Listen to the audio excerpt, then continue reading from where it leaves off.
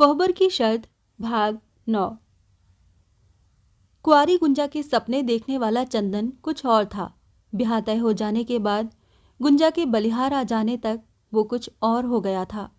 गुंजा का ब्याह ओंकार के साथ तय होते ही मन की सारी करुणा और आंसू एक साथ ही चंदन पी गया। भीतर से आग सुलगती थी, ऊपर से चंदन पानी के छींटे मार मार कर उसे दबाता जाता था। किंतु उस आग को दबाने के प्रयास में उठने वाला धुआं देह की रग रग में भरता गया। चंदन भीतर भीतर ही झुलसने लगा। भरे हुए मुंह की हिरन सी हरदम मुस्कुराती हुई आंखों के नीचे काला पंछाने लगा। शेर की तरह तनी हुई छाती भीतर को दब गई। चंदन अपराधी की तरह नीची नजर किए हुए प्राय झुक कर चलने लगा। आरंभ में देह मन दोनों पर प्रतिक्रिया हुई थी। उसने चंदन के मन में एक नशा भर दिया था। सब कुछ भूलकर अपने को ऊपर से पत्थर बना वो भाई के ब्याह में जुट गया था। और अब सारी पीड़ा, सारा दुख, घोर मानसिक असंतुलन के बावजूद गरल पिए हुए शंकर की तरह चंदन अपने को नए सिरे, नए ढंग से तैयार करने लगा। पैर का घाव अच्छा हो जाने पर अगम अथाह सागर सा चंदन पहली बार जब गुंजा के सामने पड़ा तो बड़ी मजबूती से कसा हुआ धीरज का बंधन एकाएक ही तड़ से टूट गया। गुंजा की आरत आंखों ने चंदन को दागना आरंभ कर दिया। गुंजा ने चंदन को अपराधी ठहरा दिया। जो कुछ हुआ था सबका जिम्मेदार चंदन ने बिना किसी विरोध के अपने को दोषी मान लिया। और तब से वो भीतर बाहर और भी छटपटाने लगा। लू के थपेड़ों से गाज की तरह सूखने लगा, भीतर ही भीतर घुटने लगा। आषाढ़ लग गया था। लोग भदई बोने की तैयारी करने लगे। बैसाख जेठ की तपन के बाद प्रतीक्षित आषाढ़ की बूंदें चंदन के तप्त मन को तनिक भी ठंडक न पहुंचा सकी। उसने जबरदस्ती अपने को खेती के कामों में लगाया। बुआई के दिनों खाने पीने में ऐसे ही देर सबेर होती है। चंदन और भी लापरवाह हो गया। उसकी लापरवाही पर ओंकार झुंझलाया, डांटता, किंतु चंदन भाई की हर बात बिना किसी उत्तर या सफाई के सिर माथे पर ओढ़ लेता। भदई तो किसी तरह बो दी गई, किंतु इन 2-3 महीनों में चंदन के बदले हुए स्वभाव से ओंकार चिंतित हो उठा। चंदन ने घर में आना जाना कम कर दिया था। पहले भाई के साथ ही दोनों जून खाने की ऐसी आदत थी कि समय पर यदि चंदन खंड में न रहता तो ओंकार प्रतीक्षा करता, ओंकार न रहता तो चंदन रुक जाता। ये समझौता अजीब सी कड़ियों में गुथा हुआ था, पर अब इसकी एक एक कड़ी अनायास ही टूट जाती थी। चंदन प्राय भोजन के समय खंड में न रहता। ओंकार अकेले खाता। दिन में दोपहर की बेला ढल जाती। गुंजा चंदन की प्रतीक्षा में बिना खाए पिए बैठी रहती। ओंकार ने गुंजा को कई बार टोका था, किंतु गुंजा पर इसका कोई असर नहीं हुआ। देर सवेर जब चंदन के मन में आता, घर चला आता। गुंजा चुपचाप परस देती। चंदन बिना कुछ बोले खाकर पश्चिम की बारी निकल जाता। गुंजा, ओंकार, चंदन तीनों के तीनों एक ही मार से पस्त होकर जैसे बहरा गए थे। घर की खुशी एक अजीब सी खामोशी धारण करती जा रही थी। ब्याह के 2-3 महीनों में ही ओंकार घर की इस बदलती परिस्थिति से गहरी चिंता में डूबने लगा था। अपना दोष अच्छी तरह समझ लेने के बाद भी उसने सोचा था कि समय के साथ गुंजा और चंदन का मन घर के काम काज में लग जाएगा। पीछे का सब कुछ भूल बिसर जाएगा। गुंजा से उसे संतोष हो चला था, किंतु चंदन था जो बुझती आग में रह रह कर जैसे घी डाल देता था। गुंजा बुझ बुझ कर सुलग जाती थी। उड़ने वाले रंगों से बने चित्र की भांति गुंजा का छींचता हुआ चेहरा और चंदन के अबोध उतरे निर्दोष मुंह का भाव देखकर ओंकार भीतर ही भीतर मथ कर रह जाता। परिवार के भविष्य की बात सोच सोचकर वो मन ही मन कांप जाता। गांव के पश्चिम आम के बड़े बगीचे में 5-7 नेटुओं के घर थे। उन्हीं में एक नेटुओं की बेटी थी बाला। गोरा रंग, भूरे बाल, देह पर धप धप सफेद साड़ी। गुंजा को गोदना गोदने आई थी। चंदन आंगन में बैठकर दाना चबा रहा था। बाला आंगन में चली आई। सिर पर की छोटी सी दौरी उतार चंदन से थोड़ी दूर बैठकर उसने पुकारा, बहुरिया। चंदन ने पीछे मुड़कर देखा। कौन है रे? बाला हंसने लगी। गांव के आदमी को ही नहीं चीनते, बाहर भी जब से नवा के चलते हो तो चीनोगे कैसे? चंदन बाला के मुंह की ओर भटर भटर ताकता ही रह गया। तभी रामू भीतर से आंगन में आया। चंदन ने उससे कहा, जा भीतर से मौसी को बुला ला, कोई आया है। और तुम क्या कहते हो? बाला ने उसी भाव से कहा। क्या कहती है? कभी सुनना चाहोगे तो सब बता दूंगी। तब तक भीतर से गुंजा निकल आई। उसे देखते ही बोली, अरे बहुरिया, ये तुम्हारे देवर है, एकदम भोले बाबा, गांव के लोगों को भी नहीं चीनते। तुम्हारी बड़ी बहन को भी हमने ही गोदना गोदा था। छोटी बहन के लिए कहाँ मर गई थी, न जाने कितनी बार कहला के भेजा। हमारे घर तो किसी ने भी नहीं कहा, हम तो दौड़ के आते। कई बार तो इन्हीं से कहा। इनकी बात छोड़ो बहुरिया, ये क्या किसी को खोजेंगे? इनकी राह में अगर रुपए की थैली रख दो तो 20 टक पहले से ही आंखें मूंद कर चलेंगे। आंख खुलेगी तब जब थैली पीछे छूट जाएगी या कोई दूसरा उठा लेगा। बाला खिलखिलाकर हंस पड़ी। आओ बैठो, गोदना गोद दूं। और बाला दौरी में से सुई और वहां पर लगाने वाला मसाला निकालने लगी। 1 कटोरी पानी, 1.25 रुपया और 1.25 सेर आखत लेती आओ, बाला ने कहा। घर ही उठा के ना दे दे, ऐसे क्यों नहीं कहती? चंदन बोला। चलो चलो, तुम क्या दोगे? तुम्हारा जब घर होगा तो कहना, अभी भौजाई के हाथ की रोटी खाओ। फिर फौरन ही बात बदल कर बोली, कौन ढेर मांग लिया? 7 सोहिला की भौजाई 1.25 रुपया मांगा तो बिगड़ गए। बहुरिया की गोदाई 5 रुपए होते हैं, तुमसे भी लूंगी। चल चल, पहले गोदना गोद, तब रुपए पैसे की बात करना। गुंजा बाला के सामने बैठकर बाहां फैलाती हुई बोली। बाला ने गुंजा की कलाई पकड़ी और एक बार चंदन की ओर ताक के बोली, तो कहो क्या गोदूं? फूल पत्ती बना दूं या मलिकार का नाम लिखवाओगी? आजकल तो घर घर में नाम लिखाने का चलन बढ़ रहा है। मन हो तो देवर से वहां पर नाम लिखवा दो, उसी पर गोद दूं। नहीं नहीं, हमें नाम फाम नहीं लिखवाना है, एक छोटा सा फूल काट के सगुन कर दे बस। तो जाओ कहो देवर से कि थोड़ी देर को बाह थाम ले। बाला ने कहा तो गुंजा ने चंदन की ओर ताका। नहीं नहीं, ये सब मुझसे ना होगा, तुम लोग आपस में कर लो। चलो चलो, बाला बोली, अब कोई हरज नहीं है, इसी स्वभाव से तो ये गति हुई। इतना लचको कर बनोगे तो दुनिया में कोई भी नहीं पूछेगा। मुंह में कोई कौर नहीं डालता, सब स्वार्थ के मीत होते हैं। और बाला उठकर चंदन की बाह पकड़ गुंजा के पास खींच लाई। चंदन ताकता ही रह गया। बाला का तनिक भी विरोध किए बिना वो चुपचाप गुंजा के पास जहां बाला ने बैठाया बैठ गया। लो, कस के हाथ पकड़े रहना, नहीं तो सुई इधर उधर गड़ जाएगी तो बाद में बड़ा दर्द होगा। चंदन ने गुंजा की बाह पकड़ ली। बाला टप टप सुई से गोदने लगी। पीड़ा बढ़ी तो गुंजा ने मुंह फेर लिया। कलाई और कोहनी के बीच गुंजा की गोरी नरम बाह पर खून की बूंदें उभरने लगीं। गोदना गुद गया तो गुंजा ने भीतर से एक डलिया भरकर अनाज ला बाला की दौरी में डाल दिया। ये तो हुआ आखत, और बाकी? बाला बोली। ले बाकी। चंदन ने जेब से 1.25 रुपया निकालकर बाला के हाथ पर रख दिया। बाला चंदन का मुंह ताकने लगी। खुशी से दिया है कि मन मार के? बाला बोली। चाहे जैसे दिया, तूने मांगा, तेरी बात रख दी। अब जल्दी से दौरी उठा और रास्ता नाप। सिर पर दौरी रखती हुई बाला ने चंदन को कुछ अजीब ढंग से देखा। चलने को मुड़ी तो चंदन बोला, गोदती है गोदना, लेकिन साड़ी पहने है बगुला की पांख जैसी। और चलते चलते बाला बोली, एक खरीद के पहना देते तो बात की शोभा बढ़ती। और वो बाहर निकल गई।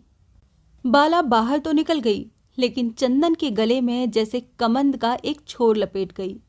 बीन के स्वर पर मोहने वाले सर्प के कान में सम्मोहन का मधुर राग भर गई। मानसिक तनाव में जकड़े मन को कुछ ढील मिली। चंदन सुगबुगाया। ऊपर मुंह कर बयार में दूर से तैर कर आने वाली किसी फूल की प्यारी गंध सूंघने का प्रयत्न करने लगा। और तब से चंदन पश्चिम की बारी में अक्सर चक्कर लगाने लगा। जब भी वो इधर आता, बाला किसी न किसी बहाने उससे मिल ही जाती। राह चलते भी 2-4 बातें बोल देती। पहली बार गांव के लड़कों में उसने चंदन से बोलना शुरू किया। सावन बीत रहा था। इस साल बाढ़ नहीं आई तो गांव के लोगों में अपार खुशी भरी हुई थी। जनेरा जौनहरी के खेत सरेह में लहरा रहे थे। पश्चिम की बारी के ठीक उत्तर बगीचे के कोने पर चंदन के कई खेत थे। इनमें जौनहरी जनेरा दोनों खूब लगते थे। घर के जानवर हरियरी से अघा जाते। 2-3 दिन में वर्षा थम गई थी। माल गोरुओं के लिए खेतों से हरी काटना आसान हो गया था। लोग अपने अपने खेतों में हंसुआ लेकर जुटे थे। दोपहर के बाद लगभग 2 घड़ी बेला ढल चुकी थी। पश्चिम की बारी वाले किसी खेत से हरियरी का एक बड़ा बोझ सिर पर लिए हुए चंदन घर की ओर आ रहा था। बोझ भारी होने से चाल में कुछ तेजी थी, जिससे ढड़ार पर झुके हुए दोनों ओर के खेतों में पोर से भर ऊपर उठती हुई फसलों के पत्ते बोझ की रगड़ से फड़फड़ाहट पैदा कर रहे थे। अपने खेत से लगभग 3 खेत निकल आने पर बड़ी सी खांची लिए बाला दूब के टपके बीन रही थी। किसी के ढड़ार पर बैठे रहने पर भी बगल से कतराकर निकला जा सकता था, किंतु बाला ने अपनी बगल में दूब से भरी हुई खांची रख दी थी। सिर पर बोझ वाले आदमी के लिए खांची लांग कर आगे निकल जाना असंभव न था। ढुलकी चाल में चलते हुए चंदन ने 10 कदम पहले से ही आवाज लगाई, कौन है रे? किंतु उस पुकार का कोई असर नहीं हुआ। बाला ने घूमकर पीछे की ओर ताका तक नहीं। चंदन बढ़ते हुए आवाजें लगाता गया, किंतु बाला टस से मस न हुई और पहले की तरह खुरपी से घास छीलती गई। पास पहुंचकर चंदन रुक गया। ढड़ार पर ही टपके बीनने थे और मिलते ही कहाँ है? नहीं मिलते तो राह रोक के बैठ जाओगी। तुम्हारी राह कौन रोक सकता है? मर्द बच्चा हो, खांची लांग के निकल जाते। कपार पर बोझा, राह में खांची लांगता फिरूं, थप तो हो गया। तुमसे तो बतियाते भी डर लगता है। डर लगता है तो खेतों के बीच टपके बीनने क्यों आ गई? सुनो, बाला ने धीमे से कहा। सुनो क्या? सिर पर का बोझा नहीं देखती? बस इतने में ही कांपने लगे। भारी लगता है तो 2 द्वार पर पटकाऊं? खड़े होकर उसने चंदन के बोझ पर दोनों हाथ फैला दिए। रहने दे, रहने दे। दाएं हाथ से चंदन ने बाला का दाहिना कंधा पकड़कर उसे अलग हटाते हुए कहा, हटो, राह छोड़ो। नहीं, पहले एक बात बता दो। क्या है? जल्दी पूछ। सब खेतों में मचान गड़ गई, तुम्हारी खेत में नहीं गढ़ेगी क्या? जनेरा का खेत तो इस तरफ एक ही है। एक खेत के लिए क्या मचान गड़े? मैं तो पूरब खेतों में अगोरने जाता हूँ। 5 खेत सटे हुए हैं, एक ही आदमी से काम चल जाता है। अब तो बालें लगने लगी हैं। उधर तो बानर सियार पहुँचते नहीं, लेकिन यहाँ तो सत्यानाश कर देते हैं। फिर थोड़ा मुस्कुरा कर बोली, मचान तो गाड़ दो, मैं ही रात को अगोर दिया करूँगी। तुझको तो खुद ही अगोरा जाता है, तू खेत अगोरेगी? चंदन ने मुस्कुरा कर कहा। बाला कुछ लजा कर बोली, मचान गाड़ के देख लो। एक बार बाला की ओर चंदन ने भेद भरी दृष्टि से देखा, फिर दाहिने पैर से आगे ढड़ार पर पड़ी खांची बगल में सरका कर आगे निकल गया। थोड़ी देर बाद बाला भी आधी खांची घास लेकर लौट आई। महतारी ने पूछा, आज किधर निकल गई थी रे? यहीं बगल में ढड़ार पर तो थे, बस आधी खांची ही लाई। धरती अभी बहुत नम है, घास के साथ माटी निकलती है। और खांची भैंस के आगे पटक कर वो मंडई में घुस गई। चंदन का मन खेती में लगा। बाढ़ न आने से जनेरा के खेतों में दोहरी तिहरी बालें लगने लगी तो मन में नए सिरे से उल्लास भरने लगा। गांव के चारों ओर के जनेरा के खेत दिन में एक बार वो घूमकर देख आता। पश्चिम की बारी वाले खेत की फसल अच्छी थी। ऊंचे पुष्ट पौधों में अन्य खेतों की अपेक्षा बालें लंबी लग गई थीं। चंदन ने ओंकार से इस खेत में भी मचान गाड़ने की बात चलाई। खेत के मामलों में ओंकार पूरी तरह चंदन की बात मानता। कौन खेत बोया जाएगा, कौन परती रहेगा, किस खेत में क्या बोया जाएगा, ये चंदन के मन की बात थी। किंतु हर काम में चंदन बड़े भाई की राय जरूर पूछ लेता। पश्चिम की बारी में मचान गाड़ने के लिए भी उसने ओंकार से पूछ लिया। मचान गड़ गई। जनेरा के घने खेत के बीच में चौड़े फूस की छाजन वाली ऊंची मचान चढ़ते समय मचर मचर करती थी। दोनों ओर की फूस की ओरियानियों को काफी नीचे तक लटका दिया था कि पानी की बौछार मचान पर सोए हुए को भिगो न सके। रात को खा पीकर चंदन उसी मचान पर चढ़ाया। पछुआ धीरे धीरे जोर पकड़ रही थी। आसमान में काले बादलों का बोझ सरेह पर झुकता जा रहा था। 1.5 पोर से ऊंची जनेरा जौनहरी की तनी हुई फसलों को भादों की उस घनी अंधियारी रात में पछुआ झकझोरने लगी। रात के सूनेपन को भेदने वाली पौधों की सलसलाहट बढ़ने लगी तो चंदन सिरहाने की चादर ओढ़कर बैठ गया। देह में बड़ी बेचैनी सी थी। तेज हवा के झोंके रह रहकर मचान को हिला देते तो लगती हुई नींद उचट जाती। चंदन जोर जोर से सियारों को हुलकाने लगा। रात का सूनापन बढ़ता जा रहा था। एक और 2-3 बीघे पर लंबी चौड़ी पश्चिम की बारी, दूसरी ओर 20-25 बीघे पर नदी। पलानी में से पास वाली मठिया की लालटेन की रोशनी साफ दिखाई देती थी। मौनी बाबा नियम से रात को 11 बजे सोते थे। चंदन थोड़ी देर तक सियार और जानवरों को हुलकारता रहा। मन हुआ कि दूसरे खेत के मचान पर सोए राम रतन को आवाज दे, लेकिन वो 4-5 खेत के बाद था। फिर पछुआ की सलसलाहट में आवाज सुनाई ही कहाँ पड़ता था। थोड़ी देर बाद चंदन ने फिर एक बार मठिया की ओर ताका तो मौनी बाबा की लालटेन बुझ गई थी। वो मचान पर लुढ़क गया। चादर को पैर और सिर के नीचे अच्छी तरह दबाकर ओढ़ लिया। जनेरा के पत्तों पर टप टपाहट होने लगी तो समझ लिया कि पानी शुरू हो गया। सोए सोए मचान के बाहर हाथ निकाला तो पानी की बड़ी बड़ी बूंदों से हथेली में जैसे चोट लगने लगी। एकाएक मचान मचमचाने लगी। चंदन अंधकार में ही नीचे देखने की कोशिश करने लगा। दिखाई तो कुछ नहीं पड़ा, लेकिन मचान का हिलना बढ़ता गया। कौन है? चंदन ने कड़े स्वर में पूछा। कहीं कोई आहट न मिली। चंदन करवट लेकर लेट गया। बूंदों के टपके बंद होकर पानी की बौछार शुरू हो गई। मचान फिर हिलने लगी।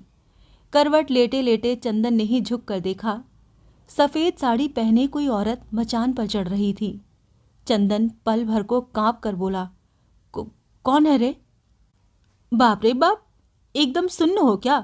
कब से मचान हिला रही हूं। ये नहीं होता कि तनिक नीचे उतर के देखते। यही खेत अगोरने चले हो? कहती हुई बाला ऊपर चढ़ाई। अरे तुम यहां क्या करने आई हो? पानी और तेज हो गया। बगल से पानी की बौछार भीतर आने लगी तो बाला चंदन के पास और सरक गई। भीतर से दोनों किनारे में बंधे हुए टाट के पर्दों को चंदन ने गिरा दिया। तब पानी से थोड़ा बचाव हुआ। 8 दिन पहले कहा था, मचान आज गड़ी है? बाला ने पूछा। भादों की इस आधी रात की अन्हारी बारी में कैसे निकली रे? तुझे डर नहीं लगा? हमको डर फर नहीं लगता। और घर के लोग? बाबू 3 दिन के लिए कहीं काम से गए हैं और माई की नाक बज रही थी। अगर जग गई तो? जाग भी जाएगी तो क्या करेगी? वो तो कह रही थी कि मैं तुमसे बहुत न बोला करूं, गांव में बदनामी हो जाएगी। मैंने कहा हो जाएगी तो हो जाए, जिससे मेरा मन मानता है बोलूंगी। बदनामी का डर है तो मेरी शादी कर दे, तेरी आंख की ओट हो जाऊंगी। एकाएक बड़े जोर से बिजली चमकी। बिजली की कौंध के हल्के से प्रकाश में दोनों ने एक दूसरे को देखा। फिर इतने जोर की कड़क हुई कि डर से बाला ने चंदन को कसकर पकड़ लिया। गरज के साथ पानी की बौछारें तेज होने लगीं। मूसलाधार जल में इतनी तेजी आई कि बात करना कठिन हो गया।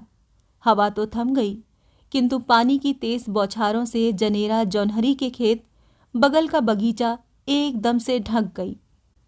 न जाने कितनी रात तक ऐसा चलता रहा। भोर होने के बाद चंदन सोता रहा। अगल बगल के मचान वाले उठकर घर चले गए थे। नींद खुली तो मौसम कुछ कुछ साफ हो गया था। पानी के उमड़े हुए बादल तो नहीं थे, लेकिन हल्की हल्की झींसी पड़ रही थी। मचान पर बैठे बैठे ही उसने चारों ओर सरेह में नजर दौड़ाई। जौनहरी, जनेरा और अरहर के पौधे रात के पानी की मार से जैसे पस्त होकर झुक गए थे। करीब करीब सभी खेतों में पानी भर गया था। नीचे पैर लटकाकर चंदन चांचर पर कुछ देर बैठा रहा। रात की बरसात मन में सिहरन भर देती थी। पोर पोर ढीले पड़ गए थे। रग रग की जकड़ खुल गई थी, किंतु देह में सुस्ती और नींद न आने से आंखों में कड़वाहट भरी हुई थी। जी चाहा फिर लेट जाए, लेकिन माल गोरुओं को नान से लगाने में देर हो रही थी। दरी, लाठी और ओढ़ने वाली चादर कंधे पर रख धीरे धीरे नीचे उतर गया। डडार पानी में डूब गए थे। निर्मल जल में डडार के ऊपर उठी हुई दूबों को रौंदता हुआ चंदन द्वार की ओर चला। बारी के बीच में बाला की मढ़ई से सट कर राह गई थी। मढ़ई के पास पहुंचा तो अनायास ही निगाह घूम गई। बाला नांद पर लगी भैंस को कुट्टी डाल रही थी। चंदन से देखा देखी हुई तो बाला के मुंह पर गुलाबी हंसी बिखर गई। चंदन फिर आगे बढ़ गया। चंदन द्वार पहुंचा तो ओंकार ने गौरुओं को नान से लगा दिया था। लाठी दरी रखकर वो भूसी और जूठ ले आने घर चल दिया था। घर पहुंचते ही गुंजा ने टोक दिया, आज तो देर हो गई, आंख लग गई थी क्या? हाँ, चंदन ने धीमे से कह दिया। बहुत धीरे से बोल रहे हो, आंखें तो चढ़ी हुई हैं, नींद नहीं आई क्या? आती भी कैसे, रात का पानी, बाप रे, बच्चे के भीग गए थे। एकदम सराबोर। चंदन ठठाकर हंस पड़ा। लाओ भूसी दाना दो, हाथ मुंह धो के अभी द्वार से पलटता हूँ, बड़ी भूख लगी है, कोई बढ़िया चीज बना के रखे रहना। दाना भूसी देती हुई गुंजा उसका मुंह निहारती रही। ब्याह के बाद आज पहली बार वो खुलकर बोला था, अपने की तरह आत्मीयता दिखाकर। चंदन दूध लेकर लौटा तो जलपान तैयार था। मोटे मोटे घी में तले हुए 4 लिट और बड़ी सी गुड़ की एक भेली फोड़कर थाली में फैलाकर गुंजा ने चंदन के आगे सरका दी। चंदन खाने लगा। गुंजा ने सारा दूध औटने के लिए कड़ाही में डाल दिया। 4 लिट्टियां खाकर जब कटोरे भर गर्म दूध पेट में उतार गया तो पीछे के खंबे से टिककर चंदन बोला, अब जाके देह में जान आई है। क्यों, आज क्या बात है? अब तक बेजान कैसे हो गए थे? देह ही तो है, डूबती उतराती रहती है। गुंजा के मुंह को ध्यान से देखते हुए चंदन बोला। चंदन के इस चितवन में गुंजा ने कुछ नयापन पाया, कोई भेद भरी दृष्टि। एक अजीब से जिज्ञासु भाव से वो चंदन को देखती हुई बोली, आज क्या बात है? कुछ नहीं, तुमने पूछा तो वैसे ही कह दिया था। सकल पदारथ एह जगमाही, करमहीन नर पावत नाही। अब मेरी कौन कौन बात जानोगी। थोड़े दिनों में मेरा ब्याह होगा, मेरी औरत आएगी, मैं पूरा गृहस्थ बन जाऊंगा, फिर मुझ में नया रह क्या जाएगा? कभी रहा भी नहीं। जो था उसका मोल भाव करने वाला हाथ उठ जाने के बाद आया। और चंदन उठकर चला आया। गुंजा वैसे ही मुंह ताकती रह गई। उसके बाद से भादों की प्रत्येक रात चंदन ने पश्चिम की बारी वाले जनेरा के खेत की मचान पर ही काटी। जनेरा की बालें पकने लगी तो रात में सियार और बंदर खेत पर अधिक चोट मारने लगे। रात में अब सोने को कम मिलता, अगोरबाई में जागना अधिक पड़ता था।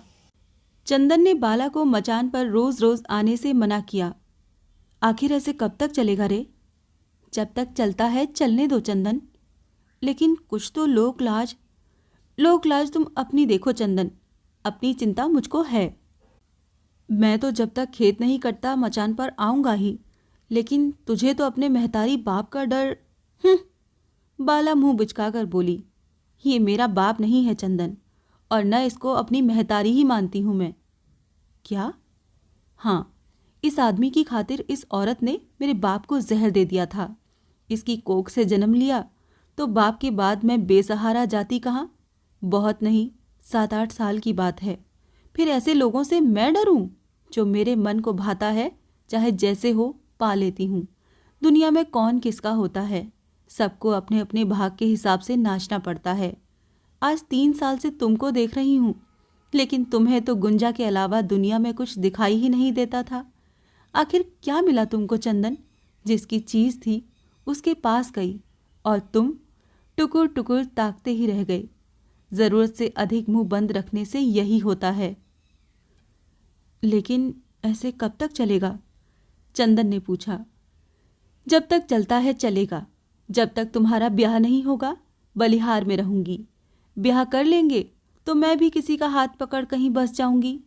माई तो इसी साल के लिए कहती थी, लेकिन मैंने कह दिया कि जब तक मैं हाँ ना करूं कहीं बात मत देना। चक्कर तो अच्छे से अच्छे नेटुए के बेटे मारते हैं चंदन, लेकिन पहले जन्म का इतना लगाव तुम्हारे साथ था तो बाला कहाँ जाती? चाह कर भी चंदन बाला से मिलना जुलना रोक न पाया। यद्यपि इस मिलने जुलने में दोनों बेहद सावधानी बरतते, किंतु बात ओंकार के कान तक पहुंच ही गई। 2-4 दिन तक ओंकार पतियाता रहा। उसके बाद बहुत सोच समझकर उसने गुंजा के आगे बात चलाई। गुंजा को कोई विशेष अचरज न हुआ और न उत्तर में वो ओंकार से कुछ बोली ही। तो ओंकार बोला, कुछ कहती नहीं हो? मेरे कहने न कहने से क्या होगा? घर के मालिक तुम हो, हानि लाभ तुम सोचो। जैसे तुम मर्द बच्चा हो वैसे ही तो वो भी है। देख सुन के सोचता हूं कि अब की लगन में उसका ब्याह कर देना चाहिए। मुझसे पूछते हो जैसे मेरी कोई कुंवारी बहन बची है। ओंकार मुस्कुराते हुए बोला, होती भी तो बिना चंदन की राय के इस घर में न ले आते। उसी समय बाहर से चंदन आ गया। ओंकार ने बात की दिशा बदल दी। गुंजा गेहूं फटकने में लग गई। चंदन के बैठते ही ओंकार ने पके हुए खेतों के कटवाने की बात छेड़ दी। पहले किधर के खेत कटेंगे चंदन? पक तो सभी गए हैं, पश्चिम की बारी वाले पर बानल सियार अधिक चोट मारते हैं, पहले वही कटवा दिया जाए। वैसे तुम्हारी मर्जी। हमारी मर्जी की बात नहीं है चंदन। घर गृहस्थी नीमन बाउर कुल खानदान की इज्जत के मालिक तुम हो। जो अच्छा समझो करो। जहां कोई बात समझ ना आए हमसे पूछ लिया करो। किसी चीज की कमी पड़े बता दिया करो। बाहर तुम, भीतर तुम्हारी भौजाई। मैं तो बस कहने भर को हूं। 2-4 मिनट चुप लगाकर ओंकार फिर कहने लगा, एक बात पूछनी थी। हमसे? चंदन कुछ अचरज से बोला, हाँ, कई जगह से लोग बात चला रहे हैं। अगर कहो तो किसी अच्छे घराने से बातचीत करूं और फिर तुम्हारी ही राय से अगली लगन में तुम्हारा ब्याह हो जाए। अपना ब्याह किया था तो हमसे पूछा ही था, हमारे ब्याह के लिए भी हम ही से पूछोगे? ब्याह तो तुम्हारा ही होना है, पसंद नापसंद तुम्हारी होनी चाहिए। ओंकार ने कहा, अब मेरी पसंद या नापसंद की बात नहीं रही भैया। जहां ले चलोगे चला चलूंगा। ब्याह तो करना ही है, बिना ब्याह के कब तक चलेगा? कहकर चंदन ओंकार की ओर देखने लगा। गुंजा ने फटकना बंद कर दिया था। चंदन की चितवन का सामना ओंकार न कर सका। ओंकार बातचीत के सिलसिले में बाला के संबंधों की ओर इशारा करना चाहता था, किंतु छोटे भाई की करुणा के आगे वो स्वयं ही चित्त हो गया। जो कुछ हमसे हुआ चंदन, ओंकार कहने लगा, अनजाने में हुआ ये भी मैं पूरी तरह नहीं कह सकता, लेकिन क्या करूं? जो हो गया सो हो गया। मन में उसी एक बात का दुख लिए रहोगे तो आगे के दिन कैसे कटेंगे? तुम दोनों मुझसे छोटे हो, लेकिन पीछे का भूल बिसार के यदि खुश मन से नहीं रहोगे तो मेरे मन की कसक कभी दूर न होगी। अब भी तुम ही हो, मेरे बाद भी तुम्हें ही संभालना है, लेकिन हमारे या तुम्हारे कारण वंश की प्रतिष्ठा पर कोई उंगली उठावे, ये न तुम सहोगे न मैं सहूँगा। मर्यादा बड़ी कठिनाई से मिलती है, जाते तो देर नहीं लगती। और ओंकार ने उठते हुए कहा, भौजाई से भी बात कर लो, उनकी आंख में कोई लड़की हो तो आपस में राय बात कर लो। गुंजा को जैसे आग छू गई। बलिहार के लोग डाकू होते हैं, डाकू। गुंजा चंदन की ओर देखती हुई बोली, गाजे बाजे के साथ गए थे भौजी, चोरी से नहीं गए थे। चंदन हंसने लगा। ओंकार भी उसी रौ में बाहर निकल गया। ओंकार के निकलने के बाद घर का वातावरण और भी सरल हो गया। गेहूं फटकना बंद कर गुंजा उसकी मिट्टी बीनने लगी। बोने के लिए बीज बना रही थी, इसीलिए अधिकतर आंखें आगे धरती पर फैली हुई गेहूं की राशि पर गढ़ाए रखनी पड़ती थीं। आंगन में बिछी हुई ईंटें ऊबड़ खाबड़ थीं, इसीलिए हाथ से गेहूं को इधर उधर करने में सावधानी बरतनी पड़ती थी। आगे के गल्ले में से दोनों हाथों से गेहूं अपने पास खींचती हुई गुंजा बोली, तो आजकल किधर के खेत में सोते हो? आज तक कभी गुंजा ने उस ढंग से प्रश्न नहीं किया था। इससे चंदन थोड़ा सा सावधान हुआ और सतर्क हो शरारत भरी आंखों से गुंजा की ओर देखते हुए बोला, क्या कहा? गुंजा चंदन की ओर देखती हुई बोली, आजकल किस खेत में सोते हो? अपने राम के लिए कहीं पलंग सेज तो है नहीं, जहां मन किया वहीं ढरक गए। तो क्यों नहीं पलंग सेज का इंतजाम करते? इंतजाम तो हो गया है भौजाई, लेकिन सेज तो सूली पर लगी है। गुंजा चंदन का मुंह ताकने लगी। ऐसी सेज की जल्दी क्या थी?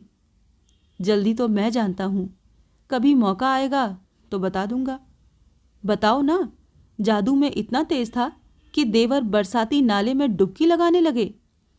कौन कहे कि देवर के लिए आसपास गंगा जी बह रही हैं, चंदन व्यंग से बोला। वैसे गंगा जी में खड़े हुए की प्यास अगर नदी नाले के जल से ही बुझे तो क्या करें, कोई प्यासा ही मर जाए। गेहूं बीनते हुए गुंजा के हाथ एकाएक रुक गए। वो अजीब सी चितवन से चंदन को देखने लगी।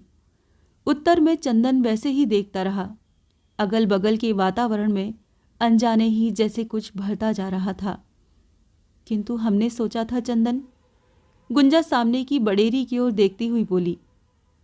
देह तो अपने काबू में न रही, लेकिन मन तो। जिसकी देह चली जाती है उसका मन भी चला जाता है गुंजा। सब कहने की बातें हैं। जिस देह के कारण भाई भाई पर संदेह करे, उस देह के पीछे मन को बांधे रखने से बाघ वन की रक्षा कैसे होगी। जैसे तपते हुए लाल छड़ से कोई दाग दे। गुंजा तिलमिला उठी। क्या कहा? एक ही रास्ता रह गया था गुंजा। या तो मैं घर छोड़ के चला जाता, सो तुम्हें छोड़कर जाना मेरे बस की बात न थी, और नहीं यहाँ रहना था तो भैया के मन का संदेह मिटाने के लिए पश्चिम की बारी वाली मचान पर लगातार कुछ दिन तक रात में खेत अगोरने के अलावा और कोई चारा नहीं था। मैं चाहता था कि भैया इसे जान जाएं। कम से कम तुम पर तो किसी प्रकार उनके मन में मैल ना आए। मेरे आगे कोई दूसरा उपाय रह ही नहीं गया था गुंजा। चंदन। गुंजा भीतर ही भीतर तिलमिला गई। कौन जाने, चंदन आहत होकर बोला। आगे कभी और क्या क्या भोगना है, लेकिन तुम्हारा मुंह देखता हूं तो मुंह से निकलने वाली बात को कोई हाथ रख के बंद कर देता है। कभी कभी सोचता हूं कि अगर तुम्हारा ब्याह किसी और गांव में हो गया होता तो क्या होता। हारे थके याद आती है तो मन में फिर भी संतोष होता है कि भौजाई ही बन के सही इस घर में आंखों के सामने तो हो। चुप लगाकर चंदन ने सामने से दृष्टि हटाकर गुंजा की ओर देखा तो पाया कि उसकी आंखों से धार बह रही है। आंसू गालों से ढरक कर आगे के आंचल पर टप टप गिरते जा रहे हैं, और गेहूं की बिखरी राशि में आंखें गड़ाए क्षितिज में वो कहीं दूर देख रही है। और तुम चाहती हो कि मेरा ब्याह तुम्हारे गांव की सखी सरला से हो जाए? चंदन उसी टूटी रौ में कहने लगा। हमारी तुम्हारी बातें उससे छिपी नहीं हैं। कल को वो तुम्हारी देवरानी बन के आएगी। 2 दिन बाद घर की मालकिन बनना चाहेगी। खटपट होगी, बांट बखेर का सवाल उठेगा। इस आंगन में बंटवारे की दीवार खिंचेगी। तब न तुम रोक पाओगी न मैं। फिर क्या होगा? तुम मेरे कारण ब्याह नहीं करोगे? ब्याह नहीं करूंगा तो इस घर में इस तरह कब तक रह पाऊंगा? लेकिन तुम्हारे गांव में नहीं। जवार में बहुत सी लड़कियां हैं। किसी भी गांव में मेरा ब्याह हो सकता है। गुंजा वैसे ही बडेरी की ओर ताकने लगी। चुप लगा चंदन गुंजा से कुछ सुनने की प्रतीक्षा करने लगा। 2-3 मिनट तक कोई भी नहीं बोला तो चंदन ने स्वयं ही मौन तोड़ा। कुछ बोलो। क्या बोलूं चंदन? मैं किस लायक हूं जो बोलूं? ब्याह हुआ था तो यही सोच के मन को संतोष दिया था कि किसी मनचाही लड़की को तुम्हें सौंप दूंगी, देख रेख खुद करूंगी। लेकिन जब से बाला वाली बात सुनी है तो मन में कुछ खौलने सा लगा है। लगता है मेरी धरोहर कोई लेके भाग रहा है चंदन। न जाने कैसा लगता है। अब अंदाज़ा लगाओ गुंजा कि तुम्हारा ब्याह जब भैया से हुआ तो मुझे कैसे लगा होगा। तब से आज तक मैं कैसे रहता आया हूँ, और आज थोड़ी भूख प्यास लगी तो। नहीं नहीं चंदन, बाला से बोलने को मैं मना नहीं करती। मुर्दे की देह पर 2 मन न 4 मन, ये अपने स्वार्थ की बात थी। बहुत हुआ। मेरे कारण अधिक दुख न भोगो। उपदेश देना तो सबको आता है, लेकिन कभी कभी सोचती हूँ तो सब कुछ अपने पर ही आ पड़ता है। क्या आ पड़ता है? यही कि ये सब आखिर मेरे ही कारण तो हुआ या हो रहा है। हमारे या तुम्हारे मन के ताप को तो कोई न देखेगा चंदन, लेकिन बाला से बोलने बतियाने पर सभी उंगली उठा देंगे। कुल की लाज मर्द औरत दोनों के रखे रहती है। ये सोचती हूँ तो मन को बोध नहीं होता। तो ठीक है, तुम्हारे मन को जिससे बोध हो आज से चंदन वही करेगा, लेकिन एकाएक नहीं गुंजा, धीरे धीरे। अब सांझ हो गई है, जाता हूँ, द्वार पर बहुत काम है, भैया हो न हो, कहता हुआ चंदन बाहर निकल गया। इससे आगे की कहानी जानने के लिए सुनिए कोहबर की शर्त का अगला भाग।